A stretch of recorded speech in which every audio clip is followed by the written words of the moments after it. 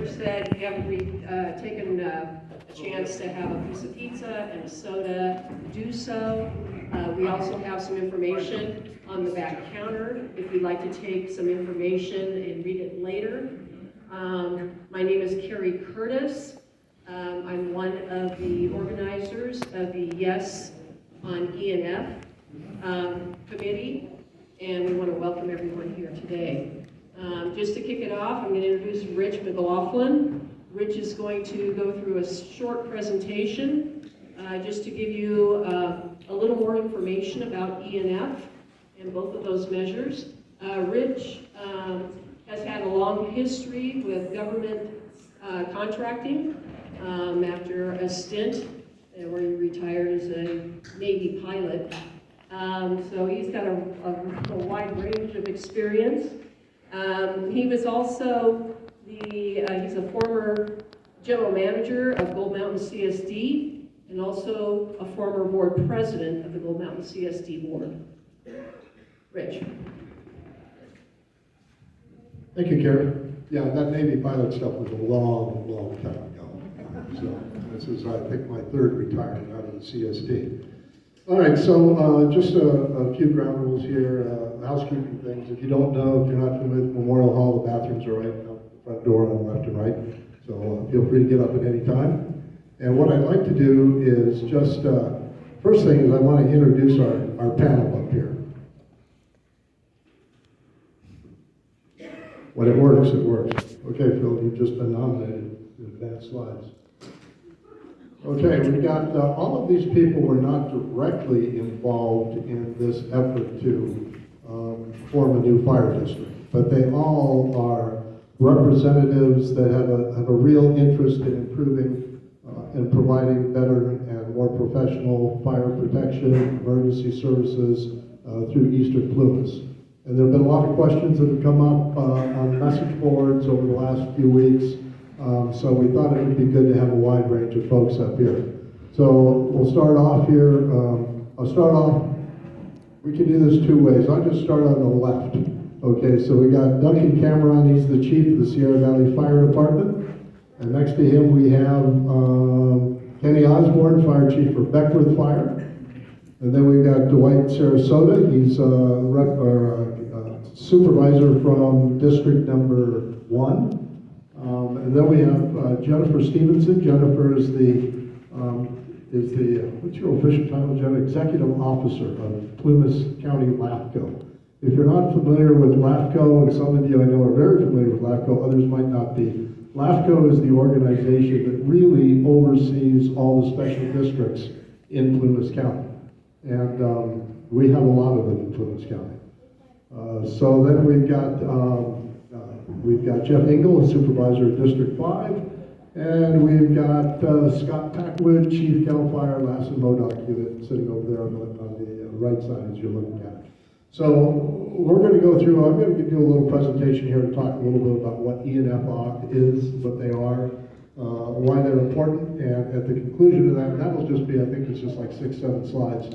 After that, we're just going to do a Q&A and allow you to just ask questions, and if you have concerns, voice concerns, or just give us your thoughts on what we think is a really important effort.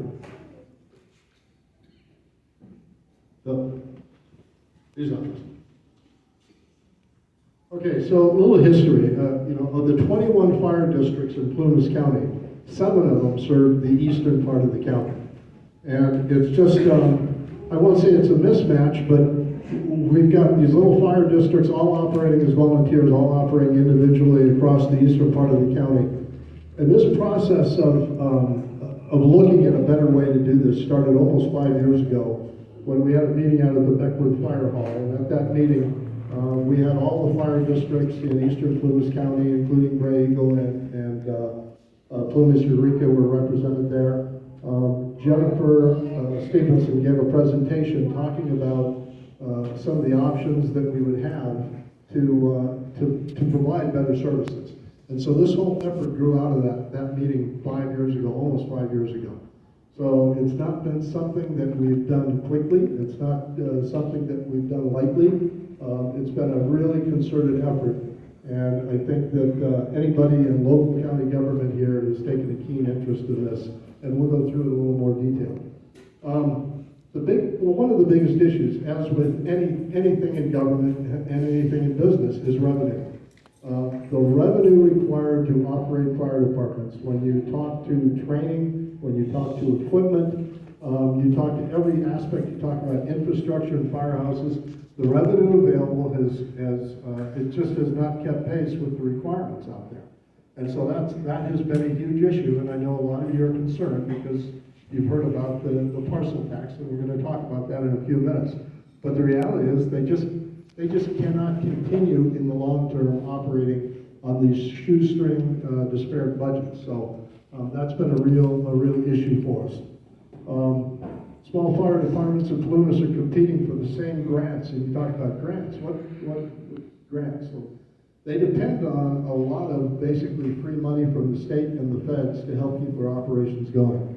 And I'll tell you from 30 years now in industry writing proposals and grants that if you're a small organization, your chance of getting grant money is greatly diminished compared to a bigger organization that has some mass and some stature in the county in this case.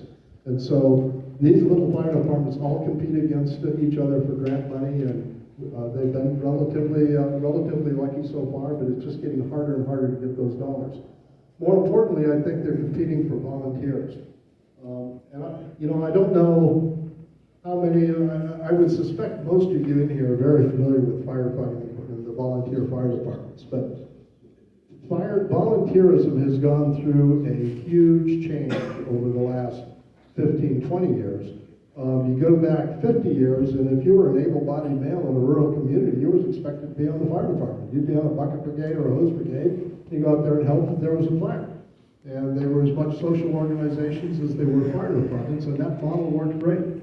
But fast forward to today, and firefighters today, all these volunteers are held to the same standards as your urban firefighters. They have to have the same training, they have to have the same equipment, and it's just expensive.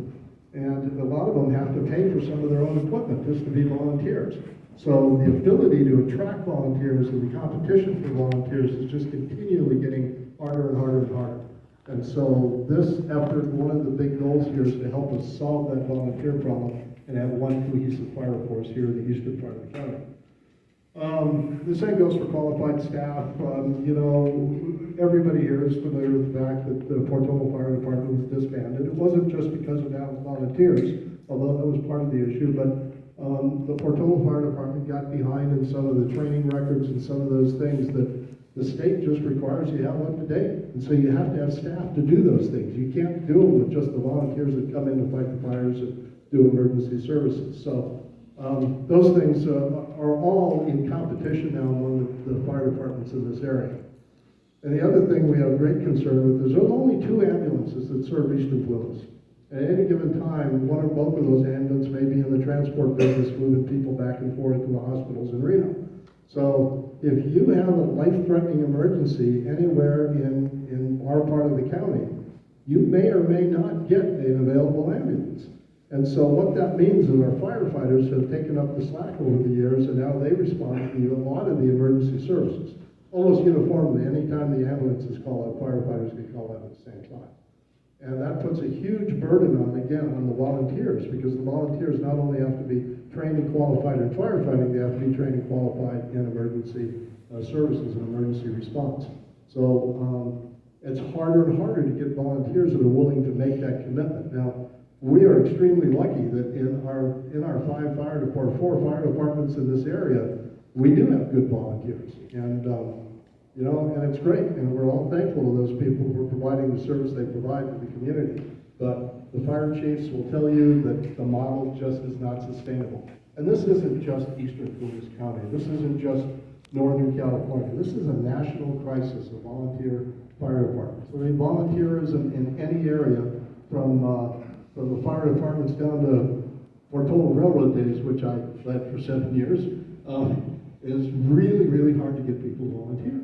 And so we've got to provide a professional organization with professional leadership, with professional training, an organization our firefighters can be proud of, an organization for which hopefully they will be able to get some sorts of stipends and some sort of financial benefit out of it in the long run. So that's kind of the story on.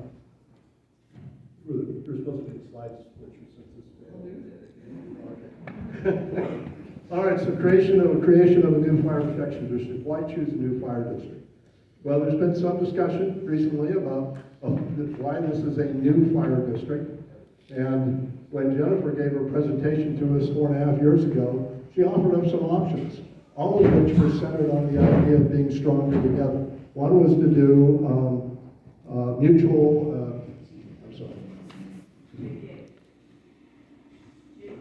JPAs, Joint Power Agreements, slipped my mind. Joint Power Agreements only go so far. They solve some of the problems, but they don't solve all the problems. You still got disparate training, you still got disparate equipment out there. The other option was to do a consolidation of the existing fire districts. And I'm going to come back to this in a minute why this isn't a consolidation. And the option that was most robust and gave the best overall success to this program was to form a completely new fire district. Now, yes, all the existing fire equipment, all the existing firehouses, all the existing volunteers will be part of this new fire district, but it's a new fire district for one real important reason, is it covers a lot more area than the combined areas covered by the other districts. So I know it's kind of hard to see, you don't have to read detail, but that big greenish box on the left side is the limits of the borders of the new proposed Beckwith Peak Fire Protection District. Within that, you'll see kind of on the right side of that, you'll see that orange border in there. That's the current Sierra Valley Fire District border. They have a huge area now, an area which it provides a lot of challenges for that small district to cover. Then within that area, there's a little purple area right here. This little thing, that's Gold Mountain. And then you've got, of course, you got Beckworth that's all tied in here in blue. And we have what's in here now is still Eastern Plumas, who is not part of this new district effort. And that's kind of a whole different topic. What we want to talk about tonight and keep it focused is on the new district and what this is going on. So this new district covers all this big expanded area. Now what's important is that there are a lot of people living in the areas here that were outside of any other district, all around this new district. They receive fire services and emergency services, give mutual aid, but they didn't pay for those services. And like it or not, there's a level of equity in here that everybody needs to pay for services if we're going to have services that provide better and more professional response times. So this new district now is a new district. It covers that entire area, and as we go forward here talking about the program, everybody that lives in that district or does business in that district will fall in the new district, and they'll all pay a certain share of their parcel taxes, and we'll be able to combine all these 3 or 4 fire departments together. So essentially, a lot of you may not know, but right now Beckworth provides contracted fire services to the city of Portola and to Gold Mountain. And then Sierra Valley, of course, is still its own fire department just to the east. But right now they do a great level of cooperation. Operationally, they work together all the time. But there are some shortfalls in training. So imagine a major incident, and we'll just use Gulbis, for example. 4 different fire departments respond. They've all got equipment that operates a little differently. They've all got people that are trained a little differently. They all have different levels of expertise. You get all those people together, and it's just not an efficient way to serve the needs of the community. So if we can get everybody together, we can get standardization in our equipment, standardization in training, and we quit competing with each other. The idea, and I think that with as much as we've looked at over the last 4 years, is it's a plan that's going to work. And somebody just told me tonight, this is as far as we've gotten in this county through a number of false starts over the years. So hopefully this is going to work out. Okay, so talk about the tax. And unfortunately, anything of value comes with money. But a couple of things I want to point out. First off, this parcel tax that we've got up here on the board, All of the funds generated by this tax only go to this new fire district. They don't go to the city general fund, they don't go to the county general fund, they go to this new fire district. And they'll be administered by a board of directors of locally elected board members, and the local fire chiefs will administer those funds.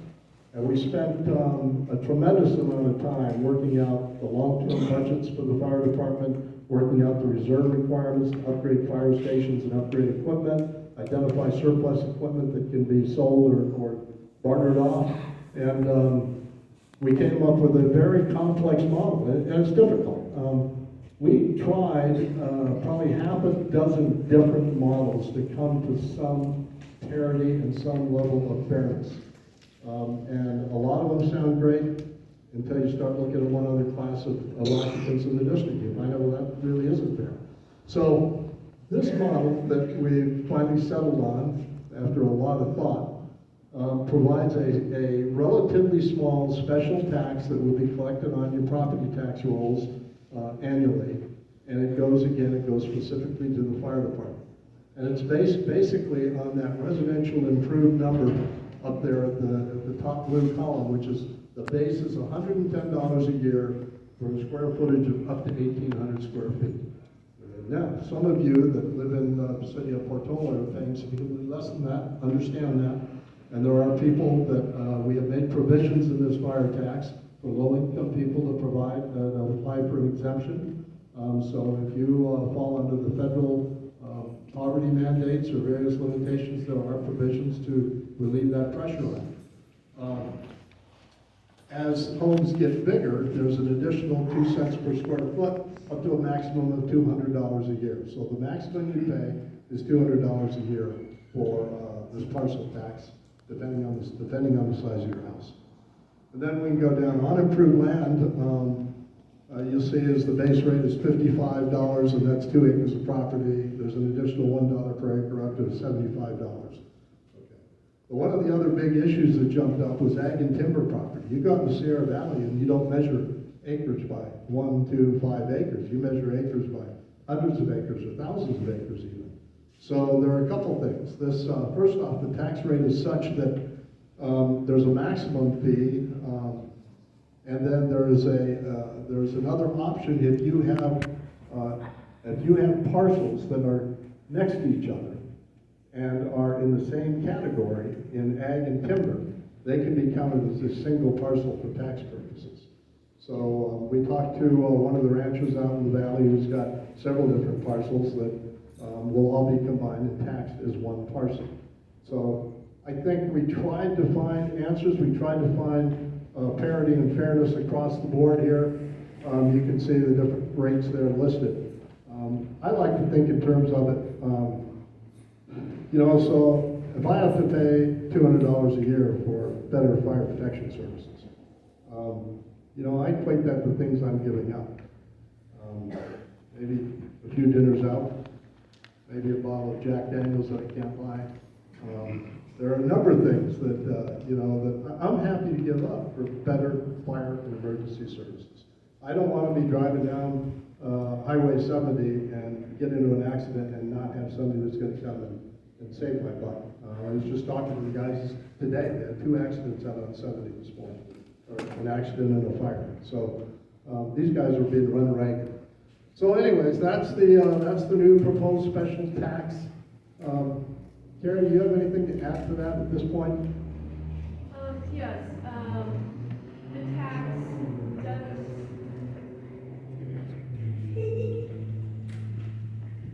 The tax schedule does include a 3% cost of living annual increase that would be presented by the new board of directors with proof that any increase would be warranted and what it would be used for, as a way to keep ahead of the situation that really the fire departments are in today, where some special taxes didn't have this provision, and subsequently, we have taxes in some areas that have been in place for 30 years, and have not kept up with the current costs of doing business. So there is an inflationary factor to the tax that would be considered annually by the new board. Carrie, clarification, it doesn't have to be implemented if the board feels that the finances are fine, right? That's right. Okay. Yeah, so this, the cost of living increases is obviously very important. I, for one, remember the last time I paid $1 for gas. And I was told that was during the gas crisis in 1978 when I didn't get my heroin job. And I was told, well, those prices never go back up now that we solved the gas crisis. And now we're paying $5 a gallon for gas. Imagine how much these fire departments are paying for diesel for their fire engines and fire trucks. I mean, it's huge. They can't keep up. They just can't keep up with the cost of living under the okay. So what do we get for this new tax and this new fire district? Well, the first thing is we have sufficient funding for, as I said, for operations, for training, for capital expenses, and for improvements. We're going to have as proposed, we have 2 full-time paid positions, a fire chief and assistant fire chief. And my understanding is the fire chief kind of speaks for itself. The assistant fire chief will have a much bigger training role to be responsible for training. We have some part-time positions. We have a deputy chief strike team. As you know, when we have a major fire event in the county, the CAL FIRE and the National Forest Service reach out to the local fire departments to see if they have units that can go and help out, and that's what the strike team fire chief will do, or the deputy chief will do, is help coordinate those. So now, instead of the Forest Service having to deal with 4 different organizations, they'll have one point of contact. Makes it a lot more efficient in the big fire events. Then we've got a clerk and assistant clerk, and go back to what I was talking about with Portola. This is extremely important. The record-keeping demands of a fire department now are pretty significant. And if you let them lapse, what happened with Portola is an example of what can happen. So it's really important that we have these kind of people, and we've got good administrative folks to track it. We have a quick response EMT and EMR supervisor, and we have paid part-time paid duty officers at the fire stations.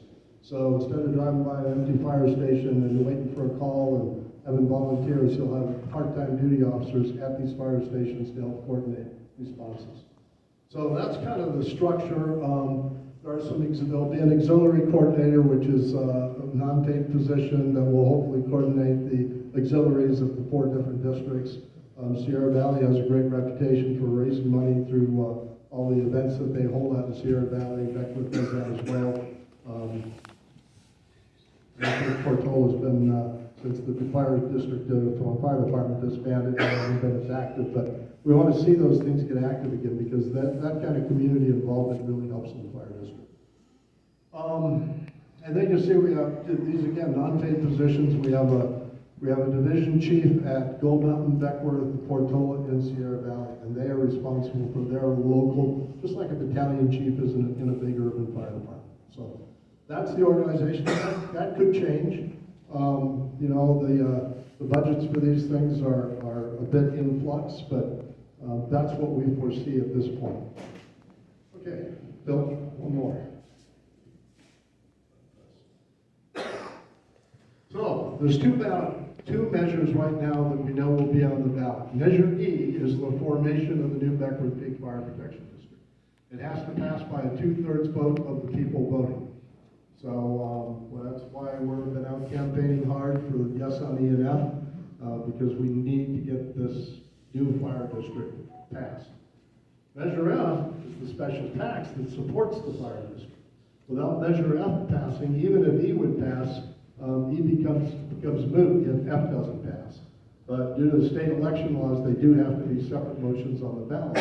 So we've got motion E and F, and we're encouraging people to vote yes for both of those.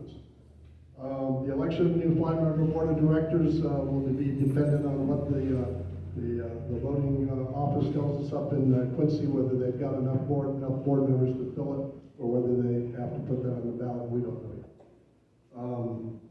But both ballot measures must pass, Beckwith Peak Fire Protection District, and will be in place. So, only registered voters in Plumas County who are within the boundary of the proposed district are eligible to vote on this election. So absentee owners, and for instance, in Gold Mountain, we've got a lot of owners up there that don't vote in Gold Mountain, and they will not vote for this. It's only people that live in the district and register to vote in the district who can vote. Okay, Bill, one more. Okay, so we're gonna have a Q&A session, and just for some ground rules, we want you to just try to ask one question at a time so everybody can hear the question. Have this mic going around to people, so people can hear the question and they can hear the responses. In addition to the group of folks that got up on the board, Karen Curtis is here in the audience. She's been a prime mover in this operation. We've got a number of other people. John Kennedy's in the back, and we've got a few more folks that can also answer some questions about the process. So one question at a time. If you have a second question, it's okay after the first one's been answered to ask, but we'll go from there. And please be respectful of the answers. We don't want to get into arguments, and but we'll try to provide as much information as we can to answer your questions. Okay, I think that's it. Thanks, Rich. Before we get started, we're gonna have a couple guys come up and take the podium down so that we can see everybody up on the panel.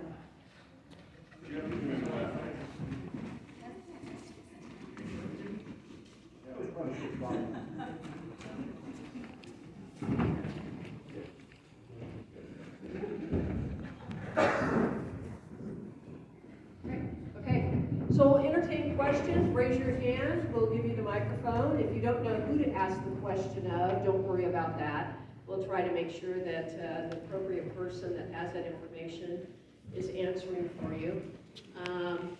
I'll entertain the first question. I'll do it here. Thank you, Leah. So this question is for CAL FIRE representative. My first question is, if this does not pass and the fire departments here have to fold due to not having enough volunteers, will CAL FIRE just step in and take over? That's my first question.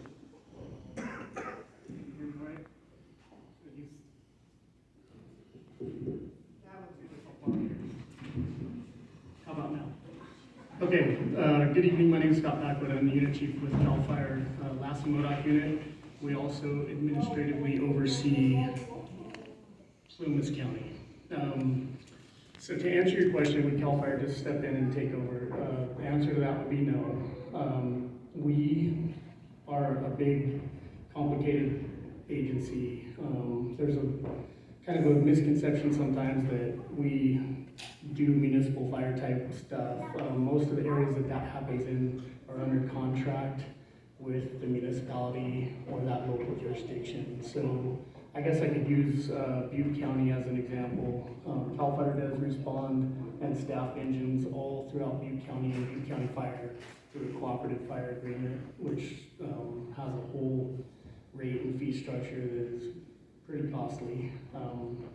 Our primary mission that is state funded, that all the taxpayers of California pay for, is just wildland firefighting. And it's hard to just answer it in a nutshell, but the reason there isn't a big CAL FIRE presence, really there's no CAL FIRE presence in Plumas County, unfortunately, is dating back all the way back into the probably 60s and 70s. Most of the communities were small, kind of tightly condensed, like the city of Portola.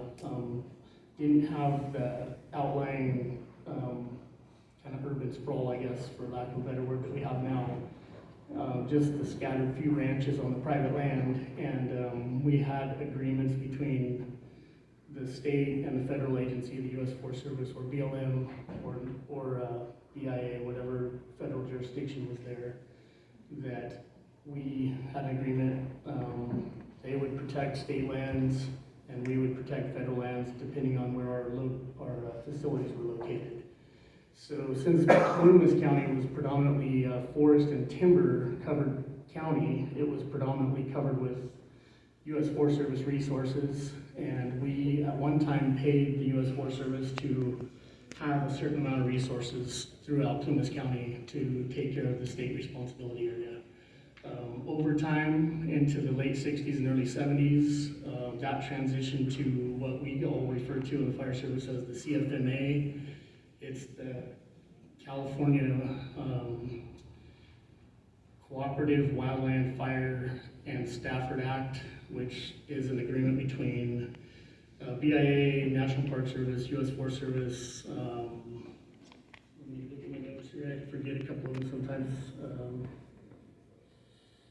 U.S. Fish and Wildlife, and the two big players are the U.S. Forest Service and CAL FIRE. So through that cooperative agreement, we've looked at how our resources are scattered throughout the state or the region, and we've basically traded acres with each other. So Plumas has predominantly covered with U.S. Forest Service resources.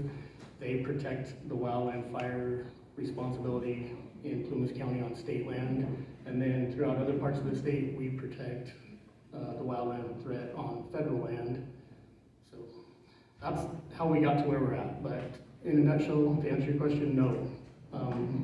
We would not just move in because it's not in our responsibility. So if we wanted CAL FIRE to come into our area to take over, there would be a cost, and it would cost everyone for that, correct? Yes. And can you give me a ballpark figure of what it would cost to have CAL FIRE come in and take over our area? So there's a couple different types of agreements. If we already have a facility within an area, like a local jurisdiction, we have an Amador contract option that when we're not in fire season, we would respond to the calls in the fire season period of time, and then in the off season, the local municipality would contract with us. But since you don't already have a CAL FIRE facility here, that option's kind of off the table. So then we go to what's called a Schedule A contract, and that is very costly. It basically pays for our personnel and our minimum staffing levels, which in today's world, we're required 3 person per engine company, so it would be probably a firefighter, 2, an engineer, and a captain, and it takes about it would take 9 personnel to do 7-day coverage year-round, and it would be approximately $2.4 million. Thank you.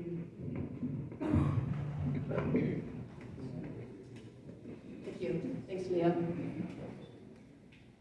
Are the local fire chiefs in favor of this? Yes. So they're all willing to work with it? Deputy Cameron, Fire Chief at Sierra Valley, and Kenny Osborne, Fire Chief at Redwood Fire.